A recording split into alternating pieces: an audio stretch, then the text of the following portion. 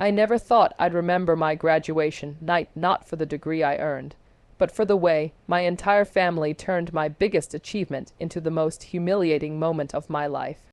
To this day, I can still see that cake in my mind, white frosting, silver letters, and the words that cut deeper than any insult ever could.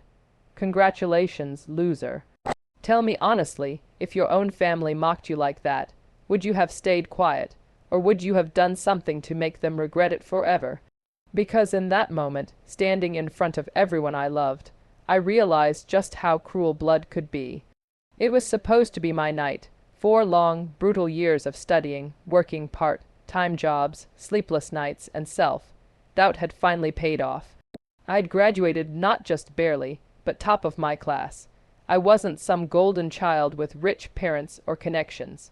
I had earned every ounce of it through sheer willpower and sacrifice. I thought my family would be proud. My mom, dad, my older brother Alex, and my little sister Emma. They were supposed to be there cheering me on. But from the moment I walked into that celebration, I knew something was wrong. It started with the tone. I'd barely stepped through the door when I heard Alex say in that sarcastic drawl he'd perfected over the years, "Well, look who finally decided to show up, the scholar himself." He said it loud enough for everyone to laugh, and they did. Even my dad chuckled, shaking his head like I'd done something stupid instead of something worth celebrating. My stomach sank. I tried to smile it off. Hey, I had to grab my diploma and change, I said, holding up the framed certificate I'd worked so hard for. Alex raised his drink and said, Sure, big shot now, huh? Don't forget us little people when you're flipping burgers with that degree." Everyone laughed again. That's how my family always was, teasing, sarcastic, always trying to one-up each other. But that night, it didn't feel like teasing. It felt pointed, mean. I brushed it off, telling myself I was being sensitive. Maybe they were just drunk. Maybe it was their weird way of showing affection. But as the night went on, that excuse became harder and harder to believe. My mom came over, glass of wine in hand, smiling that kind of fake, tight smile she used when she was annoyed but trying to be polite. "We're all so proud of you," she said. "I mean, we didn't think you'd actually make it after you switched majors 3 times, but look at you." She giggled. Guess miracles do happen. My aunt laughed so hard she spilled her drink on the carpet. I forced a laugh too, even though my face was burning. "Yeah," I said, "guess they do." Every time someone came up to congratulate me, it was followed by some little jab, some reminder of how I'd struggled, how I'd failed my first year, how I'd dropped out for a semester to work, how I'd borrowed money from my brother. Each comment chipped away at my pride, turning the night into a slow-motion nightmare. Then came the cake. I'll never forget it. My dad clinked his glass to get everyone's attention. "All right, everyone," he said, his voice booming. "Let's celebrate our little graduate here." He gestured toward the table, and there it was, a huge cake with white frosting and blue trim. I smiled at first. It looked beautiful from a distance. Then someone moved aside, and I saw the writing. "Congratulations, loser." At first, I thought my eyes were playing tricks on me. Maybe it said congratulations, Lucas, my name, and the icing had smudged. But no, when I stepped closer, it was clear as day. Someone had actually written loser. I froze. Everyone was staring, waiting for my reaction. My dad grinned and said, "Come on, it's just a joke. You know how much we love to tease." Alex burst out laughing. "You should have seen your face, man. Classic." It was like the air got sucked out of the room. I could hear the laughter, but it sounded far away. My throat tightened. My chest felt heavy. I wanted to disappear. I forced a smile, the kind that hurts your cheeks, and said, "Good one." My voice cracked. Inside, I was breaking. I'd spent years proving everyone wrong. Growing up, I was always the failure of the family, the quiet one, the dreamer. Alex was the golden boy, the athlete, the one Dad bragged about. I was the sensitive one, the kid who wrote poems instead of playing sports. Every family gathering was just another opportunity for them to remind me that I'd never measure up. And that night, after working so hard to finally make something of myself, they still found a way to drag me down. I tried to make it through the rest of the evening, but it was like being trapped in a bad dream. Every laugh, every whisper, every pitying look, it all felt like knives. Emma, my little sister, was the only one who seemed to feel bad. She came up to me quietly while everyone else was drinking and said, "I'm sorry. I told them not to write that on the cake. It was Alex's idea, and Dad thought it was funny." I just nodded, trying not to cry in front of her. "It's okay," I said. "I'm used to it." But I wasn't. Not anymore. Later that night, when everyone had gone home and the house was quiet, I went into the kitchen and looked at the leftover cake sitting on the counter. The word "loser" stared back at me under the dim light. I scraped the icing off with a knife until the letters were gone. But the damage was already done. That image was burned into my memory. The next few days were a blur. My family acted like nothing had happened. My mom even posted a photo from the party on Facebook with the caption, "So proud of our graduation, read." The comments were full of congratulations from relatives and family friends who had no idea what had really happened. Every time I saw that post, my stomach twisted. They were using my pain as a photo op. I didn't confront them right away. I wanted to. God, I wanted to scream, but I knew it wouldn't matter. They'd just call me dramatic, tell me to lighten up, accuse me of not being able to take a joke. So I did what I'd always done. I stayed quiet. But this time, something inside me shifted. That night had changed something in me. I didn't know it yet, but that humiliation was going to be the spark that would drive everything that came next. I started spending more time away from home. I picked up extra shifts at work, applied for graduate programs out of state, and saved every penny I could. Every time I felt tired or wanted to quit, I thought about that cake, that stupid word, and it fueled me. I promised myself that one day they'd see who the real loser was. Still, part of me kept hoping they'd apologize. Even a simple "we went too far" would have been enough, but no one said a word. Instead, the jokes continued. Whenever I mentioned looking for jobs, Alex would smirk and say, "Careful, don't overqualify yourself for the fries position." Mom would laugh. Dad would shake his head. It was like they were addicted to tearing me down. Then one day, something happened that pushed me over the edge. A few weeks after the party, Alex had his friends over to watch a game. I was in my room, working on my resume, when I heard them laughing. I ignored it at first, but then I heard my name. I cracked my door open just enough to hear Alex say, "You should have seen it, man. He actually looked like he was gonna cry over a cake. What a baby." His friends roared with laughter. No wonder he's still single. One of them said, "Who'd want to date a loser like that?" I closed the door quietly and sat on my bed. My hands were shaking. I felt humiliated all over again, but this time there was something else, anger. Not the kind that makes you cry, but the kind that burns slow and deep. I realized then that they were never going to stop. And if I didn't do something, they'd keep laughing at me forever. That night, I made a decision.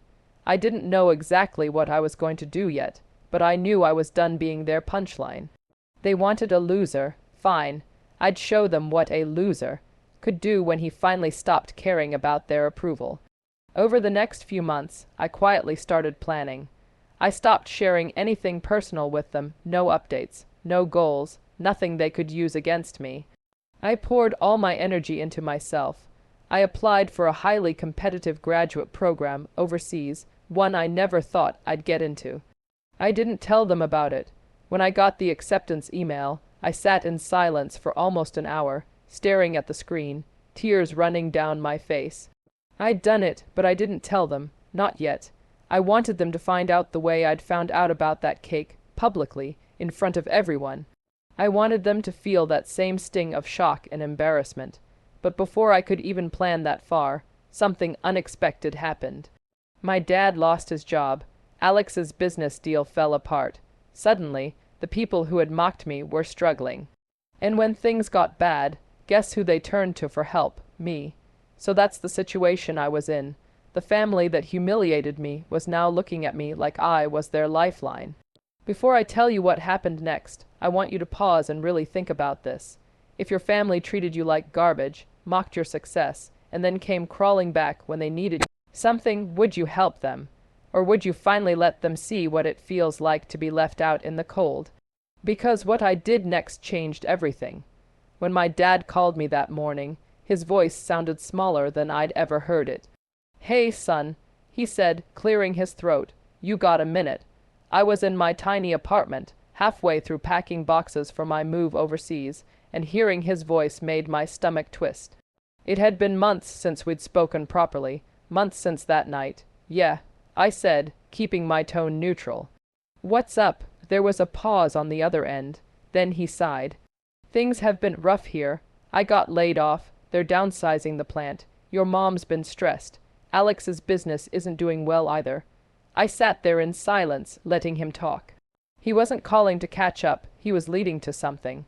I could hear it in his voice. "We might need a little help getting by for a while," he finally said. "You've got a job now, right?"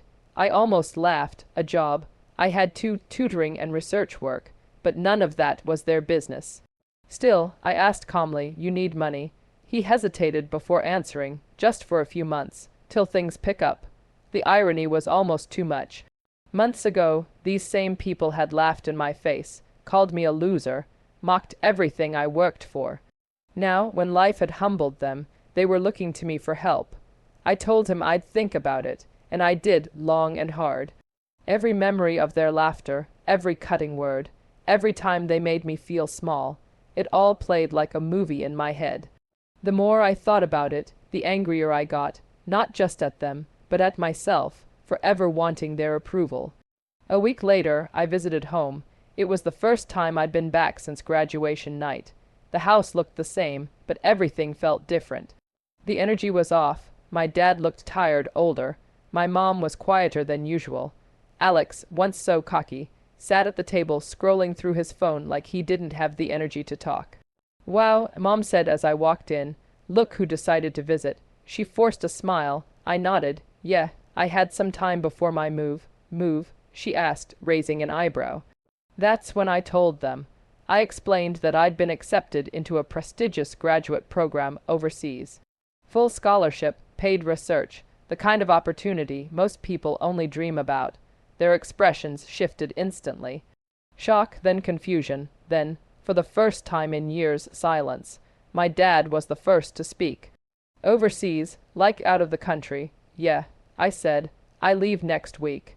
My mom's smile faltered. "Well, that's wonderful," she said softly, but there was something strained in her voice. "You must be so proud." I just nodded. "Yeah, I am."